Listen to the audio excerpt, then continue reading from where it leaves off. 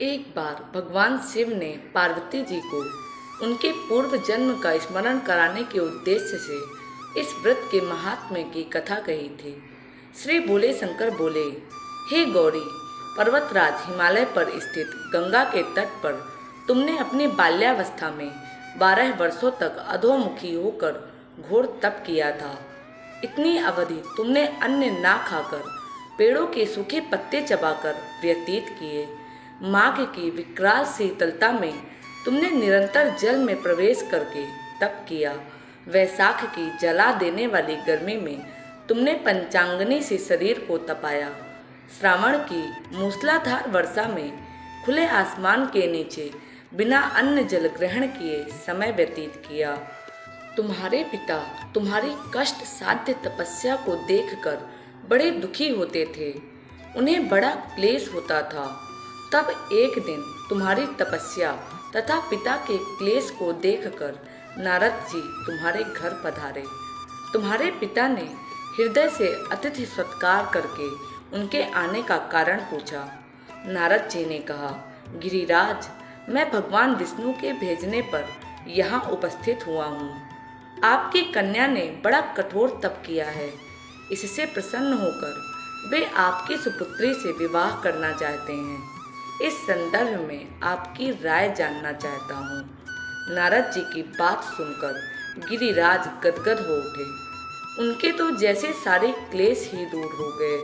प्रसन्नचित होकर वे बोले, श्रीमान, यदि स्वयं विष्णु मेरी कन्या का वरण करना चाहते हैं तो भला मुझे क्या आपत्ति हो सकती है। वे तो साक्षात ब्रह्मा हैं।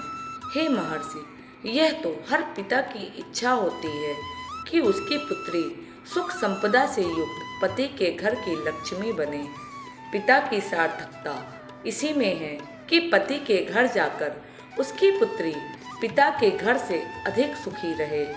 तुम्हारे पिता की स्वीकृति पाकर नारद जी विष्णु जी के पास गए और उनसे तुम्हारे ब्याह के निश्चित होने का समाचार सुनाया। मगर इस विवाह संबंध की बात जब तुम्हारे कान में पड़ी तो तुम्हारे दुख का ठिकाना न रहा। तुम्हारी एक सखी ने तुम्हारी इस मानसिक दशा को समझ लिया और उसने तुमसे उस विक्षिप्तता का कारण जानना चाहा। तब तुमने बताया, मैंने सच्चे हृदय से भगवान शिव शंकर का वरण किया है, किंतु मेरे पिता ने मेरा विवाह विष्णु जी से निश्चित कर दिया। मैं विचित्र धर्म संकट में हूँ। अब क्या करूँ? प्राण छोड़ देने के अतिरिक्त अब कोई भी उपाय शेष नहीं बचा है। तुम्हारी सखी बड़ी ही समझदार और सूझबूझ वाली थी। उसने कहा, सखी, प्राण त्यागने का इसमें कारण ही क्या है? संकट के समय पर धैर्य से काम लेना चाहिए। नारी के जीवन की सार्थकता इसी में है कि पति रूप में हृदय से जिसे एक बार स्वीकार कर लिया, जीवन पर्यंत उसी से निर्वाह करे। सच्ची आस्था और एक निष्ठा के समक्ष तो ईश्वर को भी समर्पण करना पड़ता है। मैं तुम्हें घनघोर जंगल में ले चलती हूँ, जो साधना स्थली भी हो और जहाँ तुम्हारे पिता तुम्हें खोज भी ना पाए। वहाँ तुम साधना में लीन हो जाना। मुझे विश्वास है कि ईश्वर अवश्य ही तुम्हारी सहायता करेंगे। तुमने ऐसा ही किया। तुम्हारे पिता तुम्हें घर पर ना पाकर बड़े दुखी तथा चिंतित हुए।